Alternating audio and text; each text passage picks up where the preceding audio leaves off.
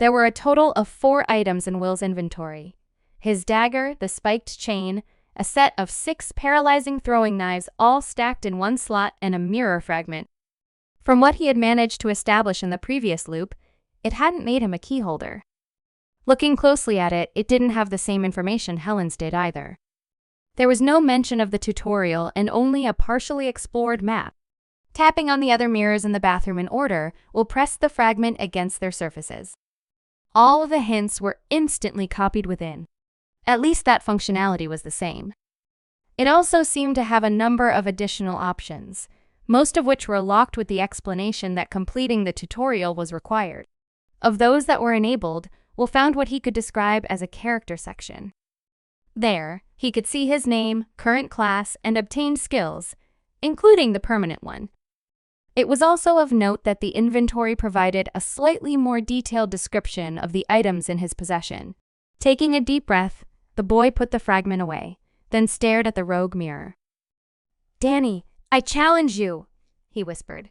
"CLASSDUPLICATION. Only one rogue can be present." Freezing eternity. Time froze still as the pair of red messages emerged in the mirror. Soon they were gone, replaced by Daniel. The boy looked identical to last time, all the way to the wrinkles on his clothes. "You actually did it," he said with a mixture of surprise and appreciation. "I didn't get to keep your knives," Will said. "It's too early for you to be greedy." "I helped. Isn't that enough? You didn't tell me about the mirrors trying to kill me. I could have died. You'd have been fine. The fragment would still have gone to you. Probably the loot drops as well." Daniel didn't appear in the least concerned. "You have it. That's all that's important." Arguably it was.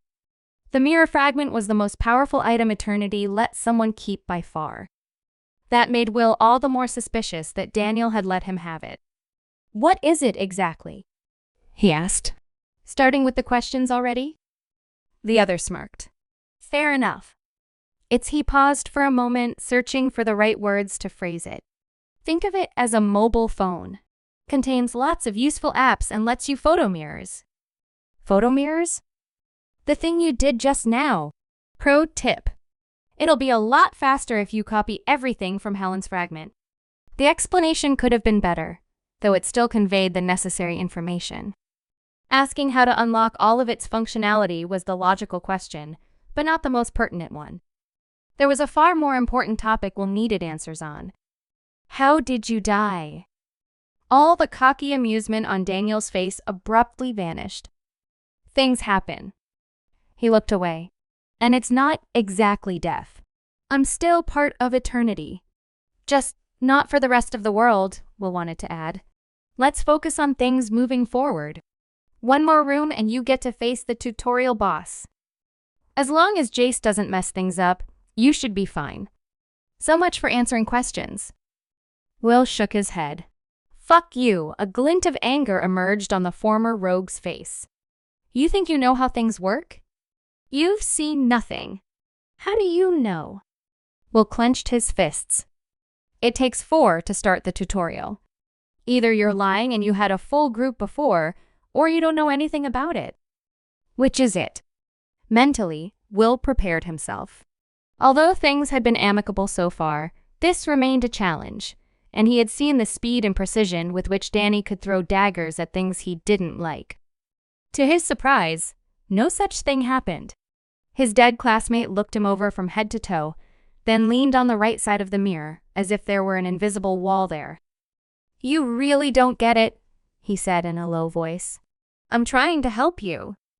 "You're right, though." He looked Will straight in the eyes. "I didn't know what happened in the tutorial until your party started. Still, I know what follows." He paused. "It can be skipped. I made that mistake and plunged into a world I wasn't prepared for. That's how I died." Chills went down Will's spine. "Helen told me you took her to the subway. What were you searching for?" "A way out." "What else?" "I was too lucky, too soon. We'd leveled up to the max, only to see it was not enough." "You're making progress." The boy let out a sad laugh. That's what eternity says when you reach a waypoint. But it's not a single path. I can't even remember when I joined eternity, and in all that time, I never knew you got to loot weapons. Come on, I saw you. Random rewards. You usually get a permanent every few hundred goes. The really good ones occur once in 10,000. He reached into his back pocket, revealing a throwing knife. Knives of Affliction. I thought it was the most overpowered item in existence back then. Now, it's only slightly better than what you got. His eyes narrowed into a frown. From the tutorial. The resentment was understandable. No wonder the boy had trouble. The phrase bringing a knife to a gunfight came to mind. There was no telling whether there were actual projectile weapons, but even if that wasn't the case, a single set of knives wouldn't cut it against enemies in full gear. I'll tell you this much. The only reason the four of you are alive is because you're still under eternity's protection. Soon, you won't be. If you don't want to go through an endless cycle of deaths, you need to finish the tutorial fast and gear up as quickly as possible. Memories of the archer flashed through Will's mind. After everything said so far, facing such an enemy was outright suicide. The person must have already completed the tutorial, obtained his class weapons, and more. What do you need me to do? Will asked. You've already done it. The other put the knife away. You have the fragment. Just place it onto the mirror and get me out of here. That'll work? It won't bring me back to life, but at least I won't be stuck here. Will didn't like the sound of that. Think of me as your own AI guide, just better. I get to move about through you and you get to use my smarts. Win-win. It was a universal certainty that whenever someone used the phrase win-win, only one of the sides got to reap the benefits.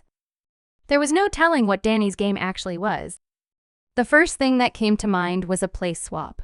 Will, like most boys his age, had seen enough horror movies to be familiar with the trope.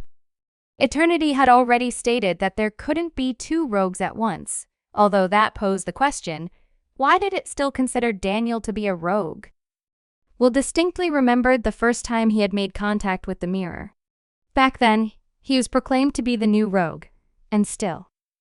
No, he said firmly. Not before we finish the tutorial. Don't play games with me. A threatening note weaved its way into Danny's one. I won't let you clear the second floor, so we'll melt down on the floor, hiding from view. It was a childish thing to do, and yet the noises of reality had returned. Counting to 3, he slowly stood up. The mirror was as it should be, containing his reflection. His hunch had proven correct. Challenges followed a similar logic to wolf mirrors. The difference was that once mirror and challenger lost sight of one another, the challenge was ended. No time, the boy thought as he took out his mirror fragment. Danny was correct that the group had to gear up as quickly as possible. At the same time, there was one small detail he had overlooked. Nowhere would eternity be as generous as in the tutorial.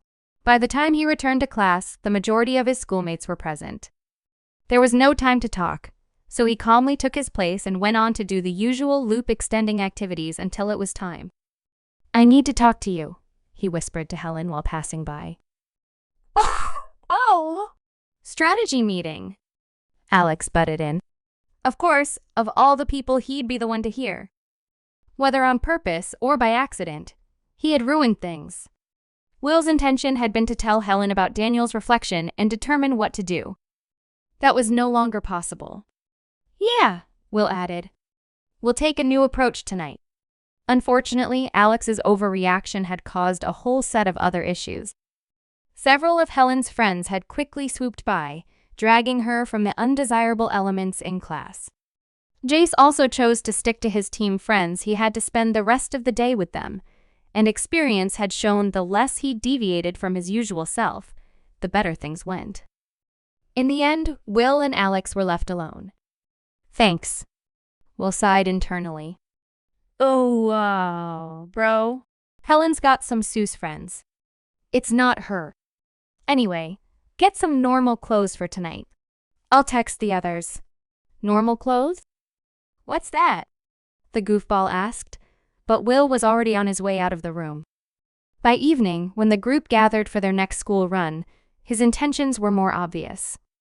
Will, along with Jace, had taken the time to pass by a sports store within their restricted area and buy 4 dark hoodies. For real? Alex looked at the piece of clothing in disgust. This is Seuss as heck, bro. It's less bright, Will said. We just need not to attract attention. With this?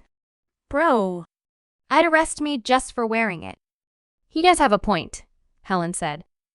4 people wearing the exact same black hoodies on school grounds after dark? All we're missing are gang symbols sprayed on. It's better than what we had. The plan is to level up at school, then search the rest of the area before heading into the vice principal's office. We know there's at least 1 mirror out here. There probably are a few hidden ones as well. Goblins in a parking lot is the opposite of hidden stoner. Jace crossed his arms. If we go for Muffin Boy's mirror, we might as well. That's why we start as usual. Just this time, we also do the rooftop. Events proceeded as they usually did. Having gone through the experience so many times, the group wiped out everything on the first 2 floors in 10 minutes, chatting amongst themselves in the process. Will was secretly hoping to get another permanent random skill, but none appeared. By the time they reached the rooftop, the group, with the exception of Jace, had all reached the mid-level of their class, or more. It was with great enthusiasm that they came across their first flying opponent. The creature resembled a vulture with a long, sharp beak and equally scary talons. A dozen loops ago, they would have frozen in their tracks for several seconds to assess the situation. Now, Will brought down the bird with his paralytic throwing knives moments after it had appeared. Alex had assisted just as fast, throwing a mirror trap right beneath the monster before it hit the floor. That only left Helen to kill it off with 1 strong slice. Lit! Alex grinned. Didn't even smash the roof. Very funny. Helen reached for her phone, then texted Jace to come up before grabbing hold of the dead bird's beak. The corpse instantly vanished, leaving a whip blade in its place. Wah! Now that's OP, the goofball said. Will had to agree with him. He didn't have a clue how to use such a weapon, but already he knew that he wanted it. Realistically, he was the only one who could handle it properly. Helen had her hands full with her massive sword, and it didn't seem Alex's style at all. What crap did you get? Jace asked, emerging onto the roof. Holy fuck! That's actually cool. He went to the weapon and picked it up. Causes bleeding. Does it extend? Alex asked in hope. No. Just causes bleeding. Not enough for you, Muffin Boy. Nah, I'm good, bro. Would have been cool if it could extend and attach to things, though. Yeah. Jace let out a laugh in an agreement. Maybe I'll enhance it when you fuckers finally let me level up. So, who gets it? Everyone looked at each other. I think I should, Will said.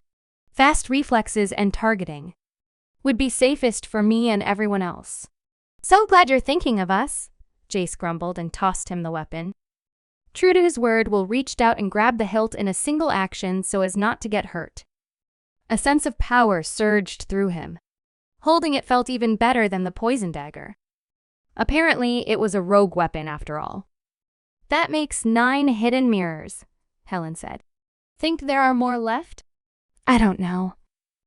Will looked around. From here, he could see almost the entire city. Even with everyone asleep, rivers of light crisscrossed between islands amid clusters of white and yellow dots.